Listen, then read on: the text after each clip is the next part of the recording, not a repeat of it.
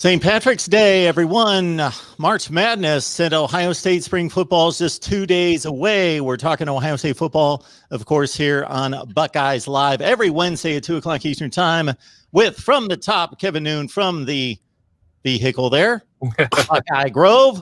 I'm parked Gerdeman, Buckeye Scoop. Steve Helwagen, of course, from Bucknuts 247 Sports, and then we'll get to a configuration in which we can actually see all of them. Great to see you guys. Thanks for jumping on board. Yes, sir. Great to be here. Want to remind everyone that if you leave your comments, your questions, whatever you would like us to address in the live chat, we will get to it. The super chat is available for you to contribute to the show and help us continue what we do here each and every week with, again, these three that are expert in Ohio State football. And with the Buckeyes playing some basketball here, did they play a Friday or a Saturday game this week? Friday, 3 p.m. CBS. Okay. All right. Very good. Good luck to the Buckeyes on the hard court, number 2 seed. Very nice. Very nice. The Big Ten got 2 of the top 4 seeds.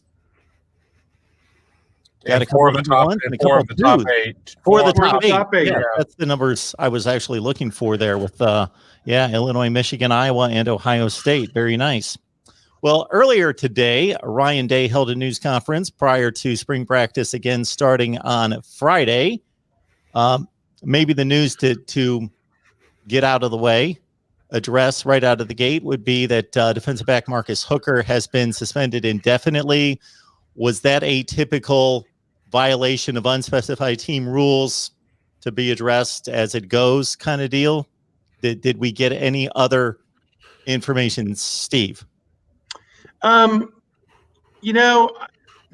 The off the field issues at Ohio State have been so few and far between in recent years that you kind of forget how these things are handled. He had a DUI in the summer after his senior year. He's from Newcastle, Pennsylvania. And before he arrived at Ohio State, he had a DUI, and he was held out of the first game against whoever that was the first year, 2018. And didn't really play a whole lot that year anyway. It may have been redshirted anyway. But, it's a tough situation, not what you want to be involved in, obviously, for him. It kind of puts him behind, makes you wonder if he's going to be, it sounds like, not practicing right now, at least for a while, a suspension, an indefinite suspension. And they want to get through maybe the court case and see what happens with that. But, and again, I don't know how the first one was disposed of in Pennsylvania, if this is now considered a second arrest or will be a second conviction for this charge. I don't know. And that may, even though it's across state lines, could create some problems for him in the legal system in terms of a second offender, could be looking at a couple weeks of jail time. So, again, I don't want to speculate where things are headed with that, but does kind of cloud his future, I guess, with Ohio State.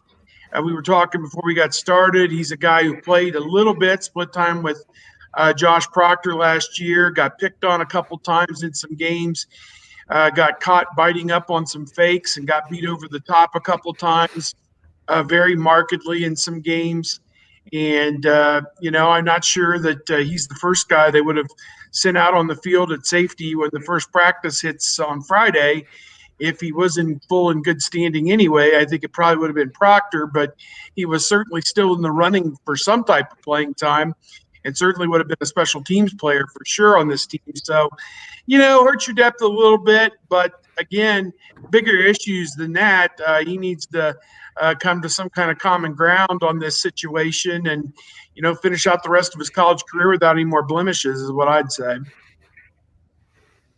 Probably the most compelling of the topics that Ryan Day addressed when it comes to the fan base is, of course, the quarterback competition. So you guys are probably asked 10 times as many times as I'm asked, and I'm asked enough when the quarterback battle is going to be decided. Well, it's going to be decided very late in August camp. I think the projection that you guys have made of a couple weeks before the season, so it's established who's the starter with a little bit of space before the week 1 game is reasonable. That's been a pattern of head coaches for a long time in this kind of situation where there is basically no track record from anyone.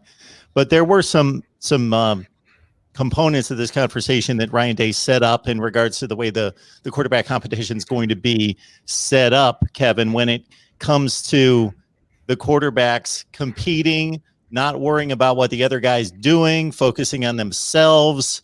Ryan Day said that leadership is the most important component he's looking for. Kevin, what did you take from maybe a little bit of insight in how this is going to play out? Yeah, I think the biggest thing I took away from Day's comments is really when it comes down to you can't be concerned about what the other guy is doing. You can't be competing directly against that guy. I mean, we've seen quarterback battles before. I mean, certainly in 15, going into 15, when you had JT Barrett, coming back, and you had Cardale Jones, who just led them on that 3-game stretch to a national championship or whatever. And Ryan Day talked about bringing the room together or whatever. I mean, if you get into like some sort of adversarial type of competition, that certainly is not good for the locker room or anything, or certainly that position room. So, that was the biggest thing there. But, I think the other thing too that he talked about was just the fact of having, the potential of having a quarterback at least 2 years. I mean, he talked about the 1 year that he really had Dwayne, and then he called Justin like a year and a half, whatever last year really was or whatnot, and then the potential of having somebody for 2 or 3 years, depending on what happens there. As for how it's going to be put together, I guess we'll kind of see or whatnot, but I mean, it's certainly going to be a good battle. And I think that anybody who thinks that they know for sure that it's going to be CJ Stroud is only just kind of reading the top line headlines, because we really don't know anything. Yeah. And they've had very little practices in their career, so it's hard to declare one over the other as they start to get these 15 and then another 20 or whatever in camp, and things will be decided there. I think what Ryan Day will do is kind of learn from the 2015 thing. Not that he was at Ohio State at that point, but when he talks about not looking over your shoulder, that's exactly what Cardale Jones and JT Barrett did. JT would try to do what Cardale did. Cardale would try to do what JT did. And in doing that in camp in 2015, neither of them excelled at doing what they do. And also neither of them knew who was starting until the offense had to go out on the field basically for Virginia Tech when they sent Cardale out first. And that's, that I don't see that happening this year. I think, as you said, Mark, the most important factor is leadership here, and we'll see how that progresses. And each guy's going to have an opportunity to lead. And then I guess you see that way, like as who are the guys gravitating towards. You saw quite a bit of that last year with CJ Stroud when you saw his 50-yard run or whatever. Like the entire sideline went crazy for him. But there's still time, and depending on who you talk to, this guy, everybody really likes this guy. Everybody really likes this guy. The players really like this guy, and so these are 3 guys that I think can start at Ohio State just fine and be successful. And so it's going to be fun to watch if we get to watch any of it. It'll be when we get to talk to people, will they tell us anything in terms of on the record? That's always a chore as well. But Ryan Day seemed genuinely excited about this quarterback competition, which he was in a really, really, really good mood today. And maybe just the fact that you're getting ready for spring camp, which got canceled last year, you're just naturally happy. But this is a guy who has 3 quarterbacks, none of whom have thrown a pass, but he was very excited about the guys that he has. And Kevin mentioned one of the reasons why. It's like these guys are going to be, whoever is starting this year will be starting next year, barring anything unforeseen, and maybe the year after that. And that creates almost some calm, because he said you put in so much work on these guys, and to see them leave after 1 year, it's not wasted work, but now you got to do it again. And Tony, something you touched upon there is something that Ryan Day talked about, correct? In regards to there being, if you're the coach's coach, the guy that really likes to teach and instruct, you love this kind of situation. It's one thing to have Tom Brady 15 years in the NFL. You go do your thing. We know you got that set. I'll focus on other things. But the true teacher coach loves to dig in with the young guys and teach. and they like the guys who will learn on their own, because he said there are situations for every play, options for every play, and the coach can't go through all of those with the players because you'll never see all of those different things in practice. And so it's up to the players themselves to have those answers when pressed in those situations. And so the guys who are self-starters and self-teachers and that work after practice and work when they go home, those are the guys who elevate and rise to the top, especially at the most important position in sports. Ohio State football talk here every week, folks, with Steve Helwagen, Bucknuts, Tony Gerdeman, Buckeye Scoop, Kevin Noon, whose battery is dying as we speak, so we'll get him in here real quick. Steve, you had something to say?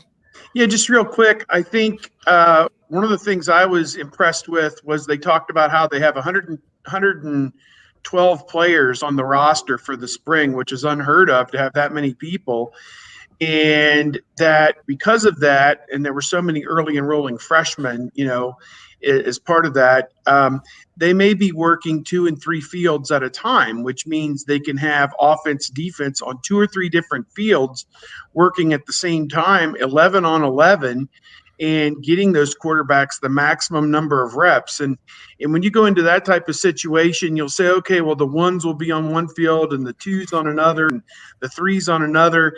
And I'm not sure that that's necessarily how they break it up. I mean, I think there'll be one field where they think a preponderance of the 1s might be, but I take it that everyone's getting work and everyone's getting plays on film, everyone's getting evaluated, and the quarterbacks will probably get equal opportunities, quote, with the 1s, with the 2s, with the 3s to show what they can do. And I wouldn't even go into a given day and say, oh, I'm a 1, I'm a 2, I'm a 3. I'm just an Ohio State football player going out here to win a job every day is kind of how they want everybody to approach it. So to me, I think that can only be a good thing that you have at least 2 fields of 11 on 11 at some points in time during practice going on. They may whittle it down to one field of that at the very end for a showdown of some sort, offense versus defense, with all hands on deck. That way you can go 3 receiver sets deep or whatever, and say a 2-minute drill or whatever it might be. But to me, I think that is one of the most compelling things about this spring at Ohio State is they're going to make up for lost time by operating at least 2 11 on 11 fields, it sounds like, at some points. And I think it's important to remember, just because Ryan Day's getting his COVID vaccine on Friday or whatever, we're still in, social distancing or whatever. And if you're able to spread out, we're not that far removed from the Woody being shut down as they were kind of reevaluating where things are. So there's still going to be the necessity to have as much, small group and things of that nature. So you're not dealing with contact tracing that's 40, 50 guys. So, this is still not going to be a traditional spring like we saw a couple of years ago, going all the way back to whenever. So, Steve is right on in there and saying that, if they're able to spread it out, I mean, that's always going to be good. And then hopefully as vaccine is available for anybody over the age of 6 or whatever it is, I haven't really been keeping track of all of that throughout the state, and guys start getting it, you're going to maybe be able to have the opportunity to do some more things. Regardless of how many players are in camp, 112 or whatever the number is, Zach Harrison's going to be not necessarily the guy that's going to get lost in the shuffle. Everybody's got their eyes on Zach Harrison, wanting him to emerge as a star.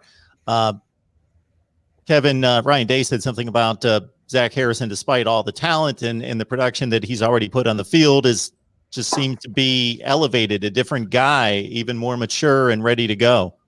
Yeah, reshaping his body, a different look in his eye, I believe were 2 terms that Ryan Day used when talking about Zach Harrison. And, this is going to be the year to bring it for certain. I mean, you still have, Tyreek Smith, and you're bringing in Jack Sawyer or whatever, but, this is going to be the year, especially when you don't have your top 4 linebackers behind you to necessarily be that next level. I mean, then that's not to say that Ohio State isn't going to have a talented roster of guys, but when you lose your 3 starters and your 4th guy in Justin Hilliard, and, at least 3 of those guys will probably hear their name called on, over the 7 rounds of the NFL draft. It's going to be imperative for the Buckeyes to have, some of these guys that have kind of been on the cusp really get there. And I know that everybody on Twitter kind of blew up when Ryan Day was talking about Zach Harrison, because he came in with one of the highest pedigrees. I mean, a top 10 guy probably on all of the services or whatnot, and just hasn't quite been there yet. So, and is what Ryan Day saying maybe just a way to encourage Zach Harrison? Sure. I mean, when under Urban Meyer, we certainly had heard times where Urban would talk up a guy to boost him, would maybe talk down a guy to boost him. We don't know what Ryan Day's methodology is right there, but from people that I've talked to, they've been very bullish on Zach Harrison this year.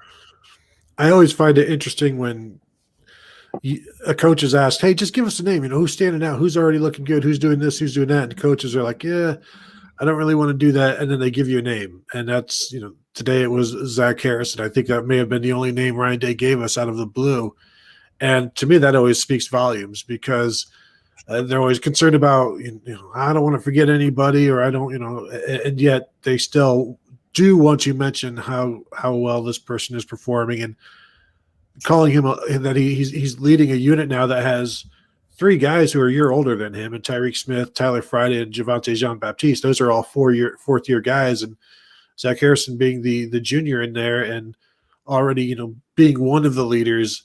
I think this is it's a very good step, and I think a lot was expected from him last year for good reason. But again, I'll just keep going back to COVID causing all sorts of calamity in terms of development. But this year sounds like, with no practice yet having been done and only the 7 weeks of weight lifting, it sure seems like he's on track. And when he's already saying like he looks like a different guy and this and that, it's like, well, he used to look pretty good the way he was, and now if he's looking different than that, go ahead, you can put those numbers together. And so I'm excited to see it. And they've got a good front 4 in terms of the defensive ends, and then we'll see if Jack Sawyer can get into that 5-man rotation like they had last year.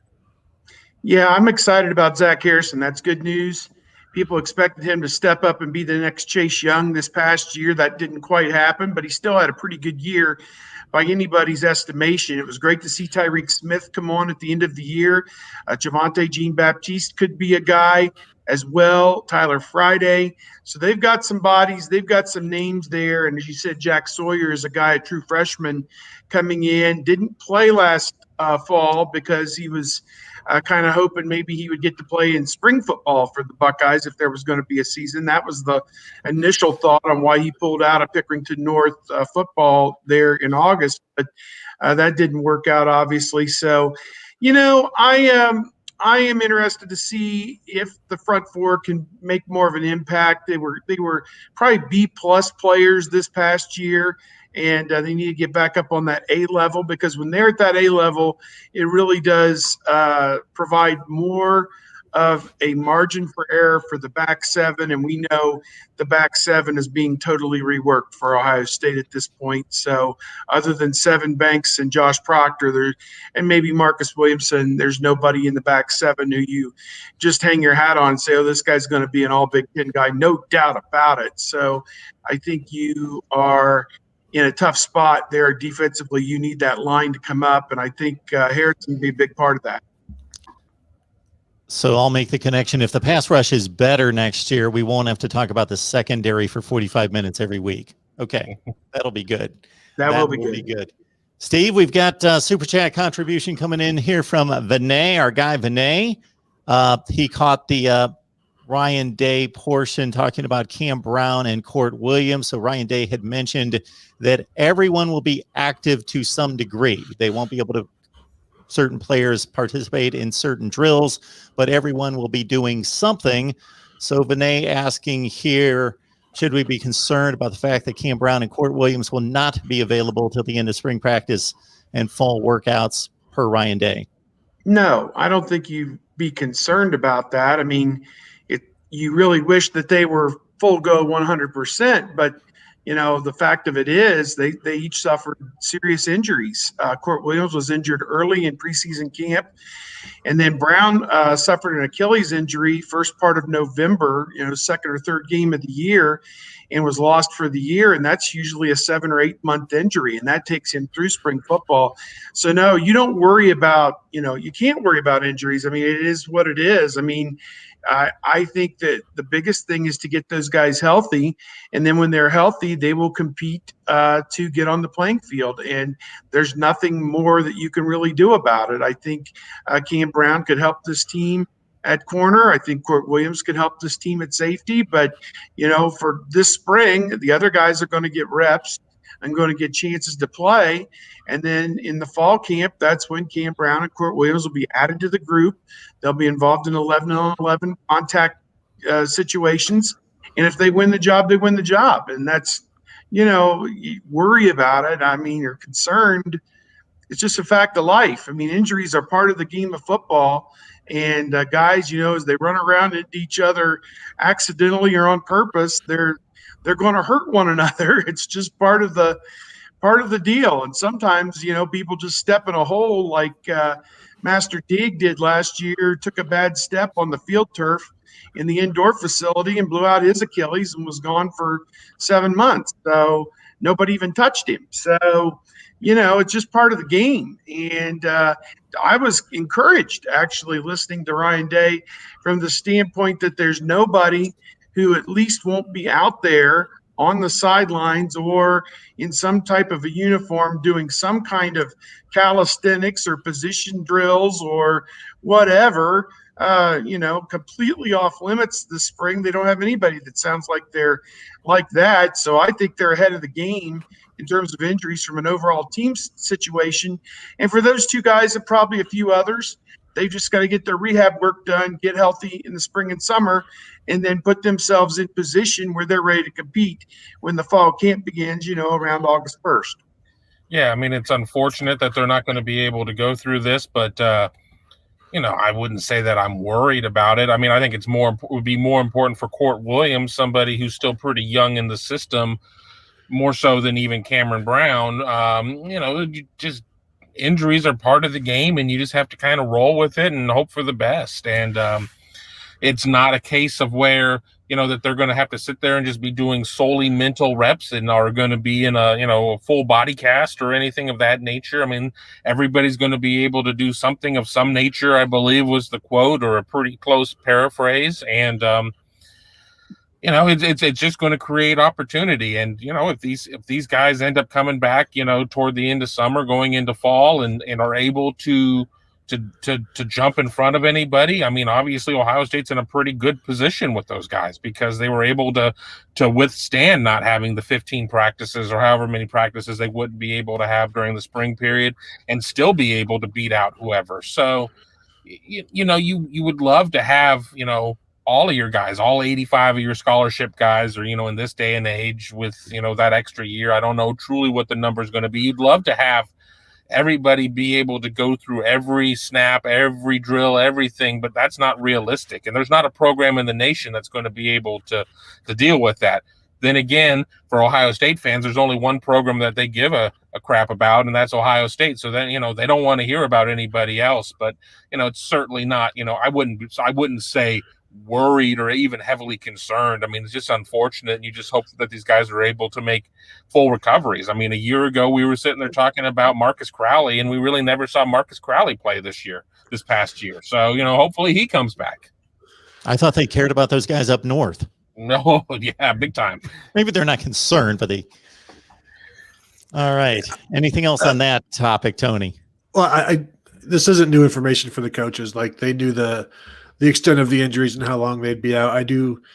It's unfortunate for Cam Brown because we've said here on the show before, like, you can come back from your Achilles, but is he going to be ready to start when he's back? I mean, look how much better you get a year after the injury. I always think it's interesting how Ryan Day talks about Court Williams because he was asked, where is he? Because he's a guy that could be a linebacker, could be a safety, and Ryan Day said, we have a really good plan for him at safety. And, a year ago he said, he's going to be a future captain. And this is a guy who hasn't played, hasn't really, has only practiced. And the fact that Ryan Day always speaks so confidently about him always interests me. So he'll be a guy to watch certainly this summer to see what exactly that plan is that they have for him. Phil B., were Ohio State's quarterbacks highly rated prospects? I was around here searching to determine whether there were top 1,000 prospects. I know they were in that 2 to 3 star range, something like that. Come on, Phil. Ohio State quarterbacks. I think they had to go get one from 4 stars, 5 stars. They had to get transfers from UCF and stuff like that. Oh, which I looked up Mackenzie Milton when that happened. He was an athlete. That was his category. He was not even in the top 1,000. He was something in that range, like 1,052 or something like that. So did pretty well for himself. But well, maybe you could always go after another Wisconsin transfer or whatever. Oh, too soon. Jack Cohn?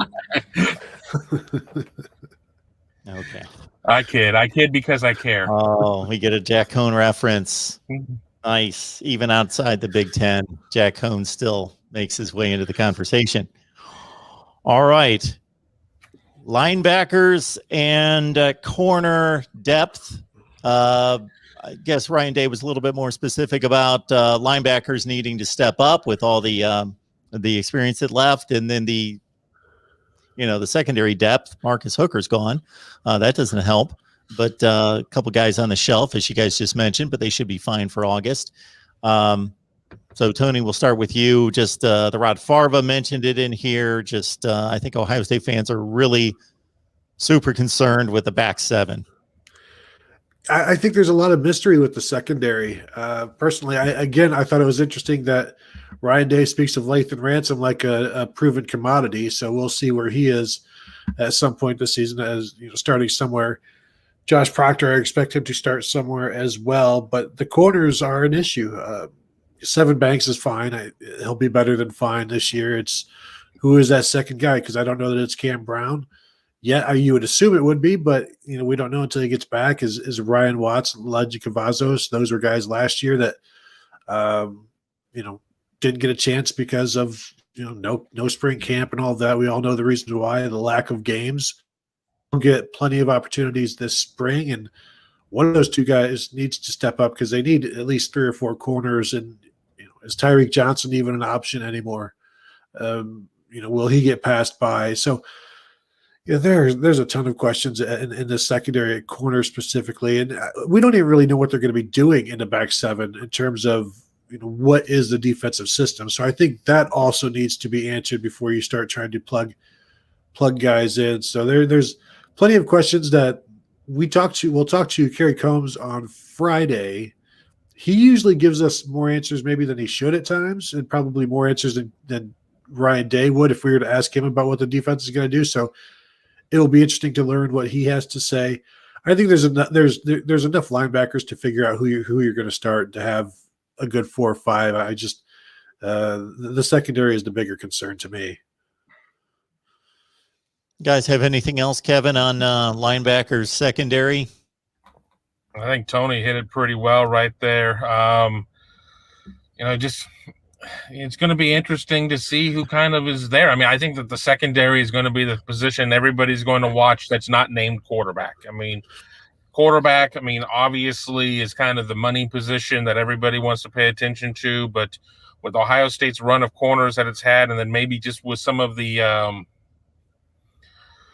issues that were not, it just wasn't a typical Ohio State secondary type of year last year. I think that's going to be the position we're going to see all of the networks talking about that. I think anybody that wants to sit there and justify ranking Ohio State 5, 8, 10 in their preseason poll will circle corner more than any other position right there. And, it's going to be, what do they get out of a Legend Cavazos? What do they get out of some of these young guys? What do they get out of the true freshmen? Can a Ja'Kalen Johnson come in? I know I've been talking him up week after week on here. I'm a big believer in his. Can a true freshman come in and do that? I don't know. Derek Stingley did it a couple of years ago at LSU. Eli Ricks did it last year at LSU. It's certainly not out of the realm of possibility if, you prove to be the best guy out there, in terms of what you can do. So, hang on tight because it should be a fun one. Sounds like only guys at LSU do that, though. Well, I mean, they did turn Joe Burrow in from, into nothingness into a Heisman Trophy winner or something. I don't know. Our guy Vinay chiming in once again. Thank you so much, Vinay, for the super chat contribution. Steve touched upon this earlier, but since we do have the super chat, Steve will tee you up on Ryan Day mentioning the possibility of an open practice available to the media before the spring game. What do you expect there? Oh, I think he was just kind of speaking off the cuff and he basically said if it's possible or doable that they'd like to invite people to come. The issue is, and I was listening to some podcasts today, we're not out of the woods yet. They're not going to do a super spreader event. They're not going to have open gates at the Ohio Stadium for 20, 40, 80,000 people to walk in. I think when our society gets closer to 80, 90% vaccination or whatever our maximum vaccination percentage is going to be, and then it's safe to have big crowds at football games and these kind of things, that's when you'll see something. I think he was just speaking off the cuff. People have taken that the wrong way. He didn't mean they're having an open practice. I can't imagine they're going to have an open spring game with tickets. It's going to be, if there's anybody at that game, it's what Gene Smith said. First responders, frontline people who've dealt with COVID, probably who've been vaccinated. So it's a safe environment. They're just simply not doing that. And, we were at the Big Ten tournament this past weekend. They had 8,000 people in an area that would probably seat about 30, 35,000 people. It was 25% capacity. And to go beyond that, and that was an indoor venue, to go much beyond that at this point, I think you maybe do 30% outside now in Ohio. To go much beyond that, it's not the idea of an open practice and the gates are open and everybody come. That's simply not going to happen. And he didn't mean it that way. And all he said was, I wish we could have as many people as we could have, or whatever he said. Come on. No, we're not at that point yet. We're about 3 to 4 months from being completely out of the woods. And I think by the fall, we'll have close to full capacity at some of these stadiums, maybe less at some, depending on what your state looks like. But I mean, that's just me speaking off the cuff, He certainly wasn't saying we're having an all-comers practice anytime here the next few weeks. And the good news is with the spring game, BTN will be there more than likely. It'll be televised. I mean, certainly better option than what we had last year with nothingness at that point. But the chance of having some sort of open practice that would be for general public, I know that Urban liked to have the student appreciation deal or whatever, but it was not like we were living in a situation where we were having a ton of open practices over the last couple of regimes anyway. So, I mean, it's not like something has necessarily been taken away from us in terms of something outside of the spring game. So I wouldn't get too excited about anything there. As Steve said, the spring game itself, good opportunity, hopefully, for people to be able to have small gatherings, watch it together, some good food at home or whatever. But I don't expect to see a lot of people in seats at Ohio Stadium for a spring game. That first responder, vaccinated type of situation or whatever. It's not something of where you're having necessarily to try and keep up with the Joneses as well. We're not going to be, in terms of recruiting, we're not going to have an open recruiting period for anybody. We're in a dead period through whatever it is, May 31st or whatnot. So it's not like Alabama, who's already come out and said we're going to go full for the season. All of that's immaterial right now at this point. Let's be safe. Let's cross the finish line and have a 2021 season that resembles something at least similar to normalcy instead of jumping the gun and running the risk of something going awry. And that question, the question was basically, Ryan, would you consider practicing in the horseshoe? And the quote is inviting all of us, which I'm going to assume meant media.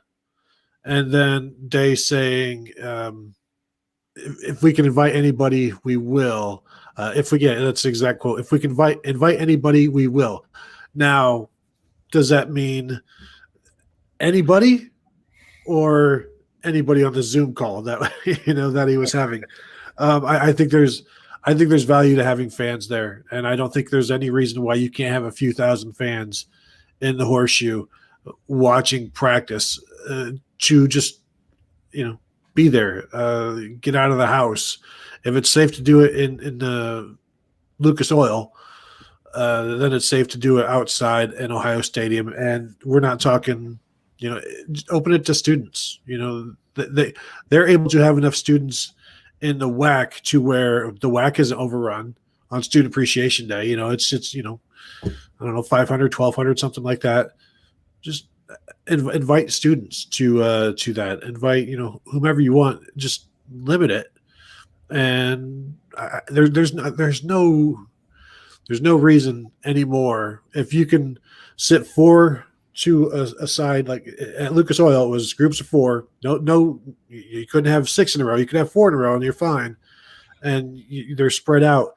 There's plenty of room at Ohio Stadium. It's just a matter of what areas do you want to clean afterwards? What areas do you want to open up for concessions, or do you open up anything for concessions? And if you don't, well, now you're going to have some unhappy consumers and customers, and the red coats and ushers. And there's all of these different logistics, but it would almost be just a reward for the fans, and also it would be good for the players. So I'd like to see it, but when the time comes to actually let people into practices, coaches get a little maybe we better not.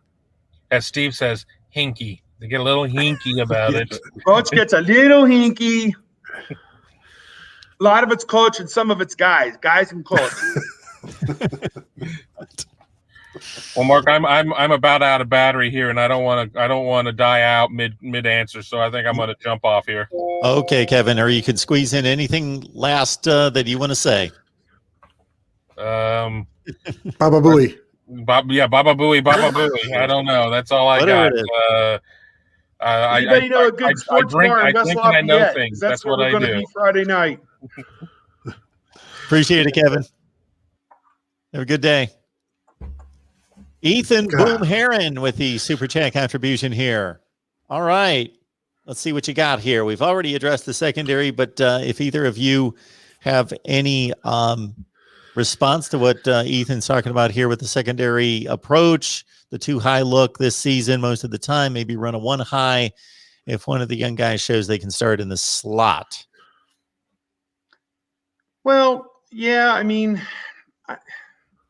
again, they're going to have 15 days this spring to try out all these different looks against some great wide receivers and see what they like and really figure out who can play and who can't play yet. And they got a lot of candidates at a lot of these different positions, and they're going to have to make some value decisions on scheme and personnel after what they see, the 15 days and all the film and all the reps and everything that happens.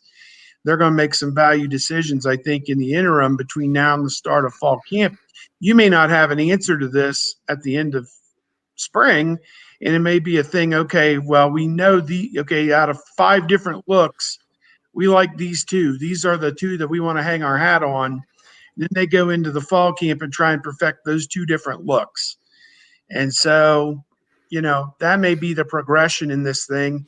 And then they may get into the first game or 2, Minnesota and Oregon, and realize, man, we can't do this. We got to do something else and go in a different direction. So, they're going to do what they think is the best thing for the team as a whole and for the defense as a whole, for them to stop the opponent. And we saw some good things last fall in some games, and we saw some bad things last fall in some games. And, they want to maximize the chance that they have to contain and hold the opponent down. So it's experimentation in the spring, and then you drill down in the fall and perfect it is kind of how I look at it. Yeah, and that's why I'm still wondering exactly what they are going to be running, because I could see I think ultimately what they would like to have 2 safeties that alternate from being the 1 high to the slot and are capable of doing that depending on who's on the boundary and who's on the field. That way you don't really have to do any subbing, or you can run whatever you want with anybody on the field.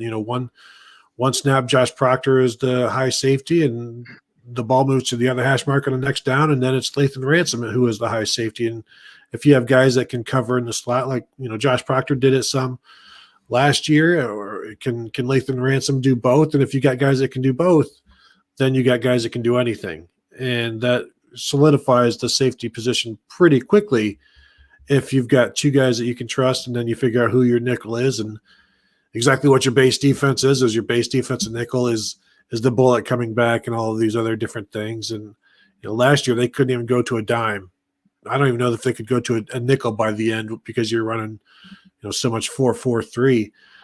So this year they have more options, and if, as Steve said, you've got the options now, figure out what you do best, and then that's what your defense is. Folks, we're here talking Ohio State football each and every Wednesday at 2 o'clock Eastern time. These guys have a ton going on, especially this month with the Ohio State men's basketball team, hopefully making a deep run in the NCAA tournament. Spring football starts in 2 days. That's March 19th on Friday. Got a ton going on. They give us at least an hour here, plus all the preparation. And beyond the time, it's the expert analysis, the insight, the information, everything that they bring to the table. So please keep in mind the Super Chat contribution.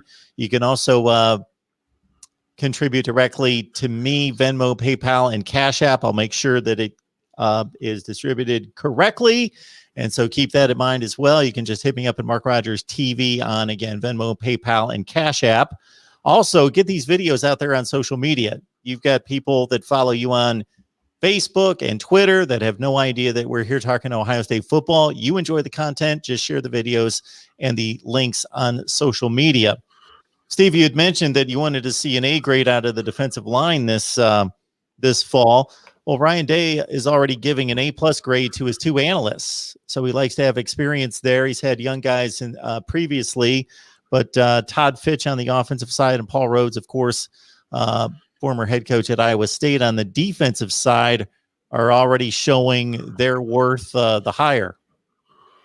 Yeah, that's what it sounded like today with the call with Coach Day, that in some regards they're young. You talk about the assistant coaches with Brian Hartline, the wide receivers coach, just kind of a young coach, not as many years in the business. Corey Dennis, only a few years as a full-time coach as well.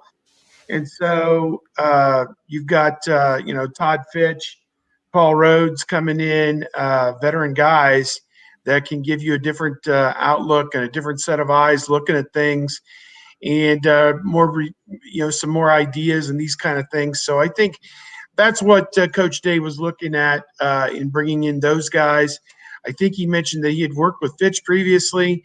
Rhodes was a guy that I don't think he was as well acquainted with, and yet he got glowing recommendations from a lot of people that he trusts on Rhodes to invite him to join the staff this year. So to my way of thinking, it's a positive to get veteran coaches who've been in big games and coached a lot of years and been around a lot of different teams and different success levels and different things like that, to know that there's more than one way to run an offense, more than one way to run a defense, and they're going to help these guys maximize what they can get out of both these units. So I think he is excited about what those guys are going to bring to the table. And, I think as they get into practice situations and watch practice tape and do practice planning and scheme and all these other things, these guys will be invaluable in all that. I thought it was interesting that he said in the past they've had young guys be analysts, and you promote from within if the opportunity presents. But yeah, as Steve said, it's a young staff, so you want to go get some older eyes and also guys who can just be there almost as father figure types for the players. He said that guys could just put their arm around a player and talk to them about what is going on because they are experienced with having seen all sorts of different things happening to their players. So the experience there is good as well. And I know people look at Alabama, Buckeye fans look at Alabama and see everything they do and think Ohio State should do the same thing. Alabama has all of these former coaches as analysts and stuff. And it's not always so easy to bring those guys in to, you can make $45,000 being an analyst when you were, you're still getting paid, $3.2 million from your last job or whatever, then it's okay. But it's interesting to see that this is working out so well. And he did say you adjust based on what the overall makeup of your staff is. And Ohio State's staff is probably only going to get younger over the next few years once Larry Johnson decides to retire. So that, does he keep continuing the older, more experienced, more veteran analysts? Probably. Steve, the guys that were mentioned specifically off last year's team that have moved on are the two offensive linemen, Josh Meyers and Wyatt Davis. Their loss is being significant. Looking for a second tight end to complement Jeremy Ruckert with Luke Farrell gone. Your thoughts about the guys to be watching this spring? Yeah, there's a lot of questions I saw in the chat about the offensive line and how Paris Johnson's going to line up. You have Thayer Munford back at left tackle. You have Nicholas Petit-Frere back at right tackle. Harry Miller started most of the season at guard. And so that leaves the center position and guard position. And I don't know what order Greg Studrawa will go about trying to solve these problems and fill these holes. Will he say we must identify the center first?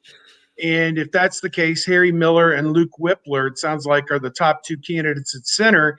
And maybe that's the job that you settle first, because that person truly is the anchor of the offensive line and makes the calls and snaps the football, which is an integral part of this. We saw Harry Miller struggled with that at Michigan State when he filled in for Meyers.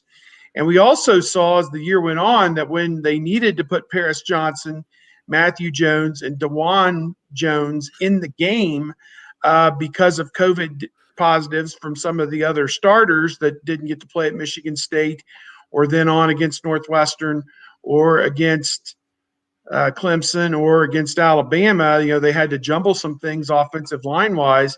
That those guys, there was very little drop-off when you put some of those other guys in the game. So for me to sit here and say it's automatic that Harry Miller is going to play, period, I don't think we know that. I think that what Greg Studrawa and Kevin Wilson and Ryan Day are going to do this spring is pick a day and say, on this day, you are a guard, you are a tackle, et cetera, so on, and go out and compete and, take notes on who does best in this combination, then jumble the combination up the next day. I mean, there's even a school of thought out there that Thayer Munford's future at the National Football League level is as a guard. Do you move him to guard to get your best five guys on the field so that DeJuan Jones or Paris Johnson could play tackle? By the same token, does Paris Johnson fit in better at guard or tackle? Is Matthew Jones better than Harry Miller at guard? We don't know. There are a ton of ifs and question marks about this. And I cannot, people are like, give us your starting five. Well, I could give it to you who I think it might be, but what good is that? I mean, it's just a starting point. I think they've got 8 guys for 5 spots, roughly, maybe 9 if we're maybe counting Whippler as part of that, to potentially beat Harry Miller out at center and be the best center that they have. I don't know.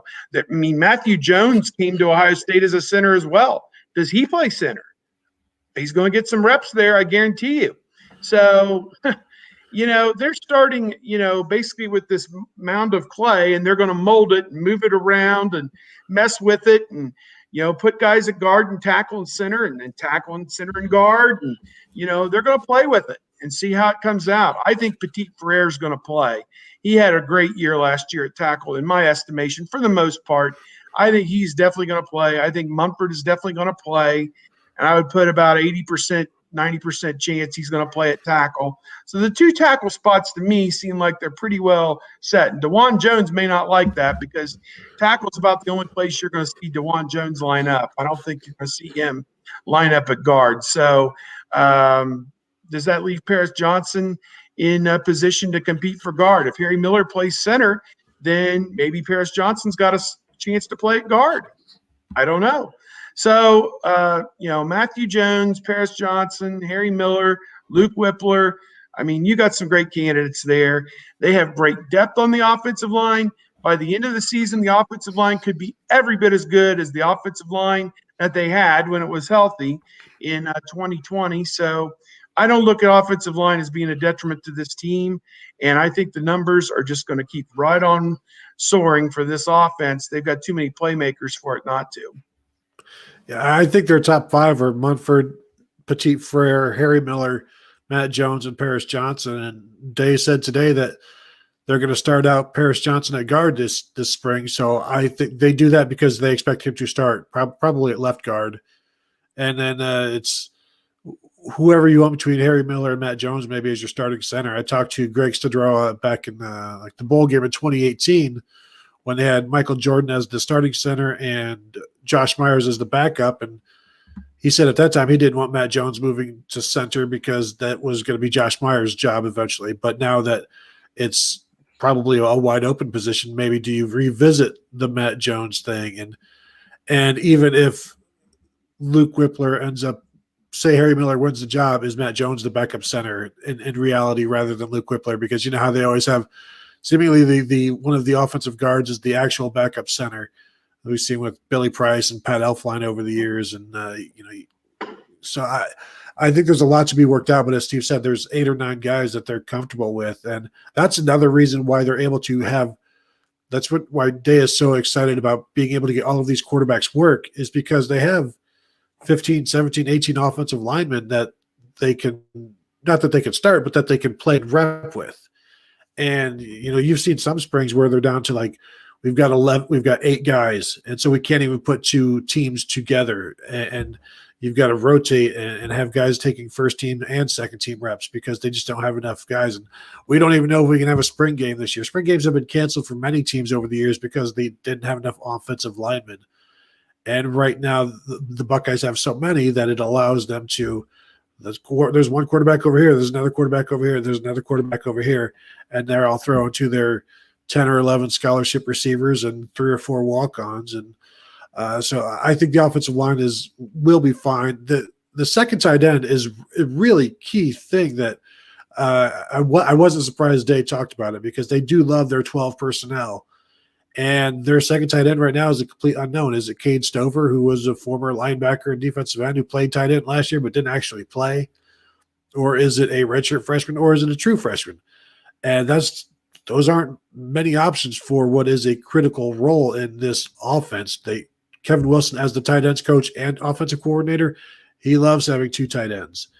And they can do anything out of it. They can run well out of it. They can throw well out of it. But if they don't have that second tight end, then they can't do it. Now, Cade Stover is a great athlete, big jumbo athlete, 6'4", 6'5", 250 pounds, can run, former running back and linebacker in high school. And so he is accustomed to having the ball in his hands. We saw him last spring, just the one practice, and he was catching the ball, but he needs to step up and maybe be that guy as that second tight end. I think that's an underrated position battle that will have quite an impact this season. Back to the offensive line, we say it all the time. It's unlike every other position on the field. It needs more chemistry, more coordination. The players have to be more in cooperation and in sync than in any other position. The secondary to a certain extent, the linebackers to a certain extent, but not even close to the offensive line. So it's not as simple as he's the best left tackle, he's the best left guard, he's the best center, there you go. No, it's like one of those probability or maths permutations where you got, 9 guys, 5 spots, but he could be the 1 or the 2 or the 3 or the 4. He could be the 2, the 3 or the 5. And it's trying to figure out, these 2 work well as the left tackle and the left guard, but that takes him away from being my best right tackle, on and on and on. You got all sorts of combinations to work with and figure out, as Steve and Tony alluded to. Good stuff from these two. Talking Ohio State football, of course, each and every week, trying to scour if there was anything else that we wanted to hit on. I guess lastly would be the concerns about JT Tuimala. I haven't said his name in a long time. Tuimala. Oh, I can't even remember the. Tony, give it to us. It's spelled out right there for you. JTT. Oh, is it? Well, if I don't blow up the screen. Oh, JT, I got it right there. JTT. JTT. Oh my It's goodness! easy. I thought I had his name down, but Jonathan I Taylor can't even Thomas. remember the letter sequence. Anyway, there's a lot of O's and U's and A's. Okay. Anyway, JT seemed to have Ohio State as a number one choice. We know Alabama's in the mix. I think Oregon or Washington. I believe Washington's the only school has been able to step on the campus. I know this is a ridiculous question because we don't, but people are interested.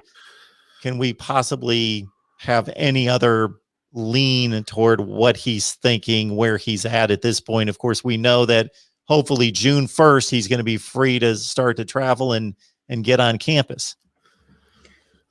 Our network had an update just in the last couple of days from Brandon Huffman, who covers the West Coast for recruiting for 24/7. And he thought that it will probably continue to linger into May and June, with the hope that June 1st he can get on campus and then make a very quick decision and enroll for the start of the summer semester, wherever it may be in mid-June. So that's the hope. There's nothing stopping him from coming to campus on his own anytime he wants. It's just you can't spend time with the coaches in person as of right now, which I think is truly an asinine rule that needs to go by the way of the Edsel. I think that with certain safeguards in place, there should be a way to do a safe meeting. If the NCAA mandated some safeguards that everybody must abide by, plexiglass dividers or whatever, but the people ought to be able to meet in the same room somehow, some way, and have some type of a conversation at least, and get to know one another and safely. And so Alabama, Ohio State, Oregon, USC, and Washington, those were his top five the last we heard. I've heard no indication that any of these schools is way out in front of any of the others. There's always been that speculation that he's waiting to get to Ohio State to make his final decision. And, if that's what it is, that's what it is. But eventually push is going to come to shove. There's going to be a start date in mid-June. And if he wants to play somewhere in 2021, he's going to need to enroll and start summer conditioning. Otherwise, he's not going to play in 2021. So, I guess the clock's ticking. We're inside 3 months. We'll have a decision soon enough. We've waited this long. We'll find out soon enough. I think Oregon also offered him for basketball, so nice to have a 6'3", 280-pound power forward, I guess. I just kind of looked at that as window dressing, though, because is he giving up the game of football? Because if he plays one down of football, he has a football counter, and he's not a basketball counter. So it defaults to the highest revenue sport, which is football, and that to me, Ryan Day could make a phone call to Chris Holtmann and say, look, I got this guy, best defensive end in the country, 6'6", 250, wants to play basketball. And Holtmann would say, we'll have a uniform ready for him on January the 12th after the national championship game, and he can come play with. Believe me, it's a formality. It's done. So, that to me was just window dressing PR is all I kind of viewed that as. And really a great coup by, I guess, is their coach Cristobal and whoever the Oregon basketball coach is. That Altman, is he the coach there? I don't know. I lose track of it all. But great coup by them to come up with it. But believe me, he'd have that option anywhere. Even Alabama would love to take him on that type of contingency. Yeah, and I know Buckeye fans are getting upset with him, but he just wants to visit the school he's going to choose. I don't think he's asking that much.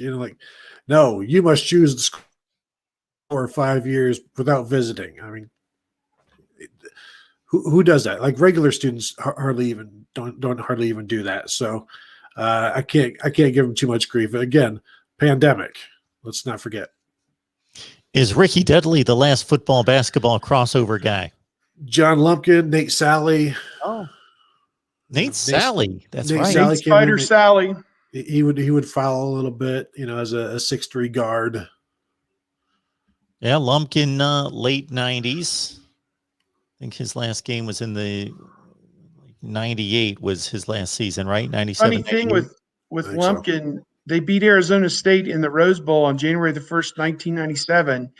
And then they played Michigan in basketball the very next day at Ann Arbor. And my wife went with me to the Rose Bowl, and she and I flew to Detroit. And I got to Chrysler Arena in time to watch the game the very next night, Ohio State against number 8 Michigan with tractor trailer, I think then. And Ohio State upset them. And I think the only 3 people who came from the Rose Bowl to Michigan were myself, John Lumpkin, because he was going to suit up that night for the Ohio State basketball team, and his handler on that trip, Jerry Emig, who was now the football SID at Ohio State. He did a little bit of both sports back then, and we were all together in making that twofer.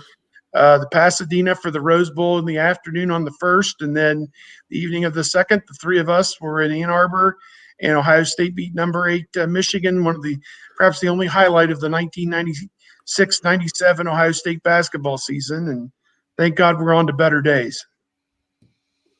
Yeah, I believe he scored the only touchdown against Florida State in the Sugar Bowl the next year. Was that the one that was called back? Oh, was that the one called back? Yeah, it was the fake punt or something. Fake field goal or whatever. The only touchdown. Yeah, he lined up out by the numerals, and Coop had cleared it with the officials, and then they threw a flag on it in the game. Would-be touchdown against Florida State. Okay, yeah. That's right. I forgot about that minor detail that it didn't count. All right, Tony Gerdeman, Buckeye Scoop, Steve Helwagen from Bucknuts 247 Sports. These guys are the best. What can I say?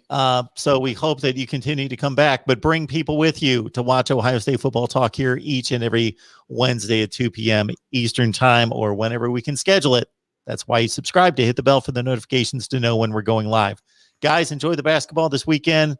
Go Bucks, and we will see you soon. All right. Take care. That's it.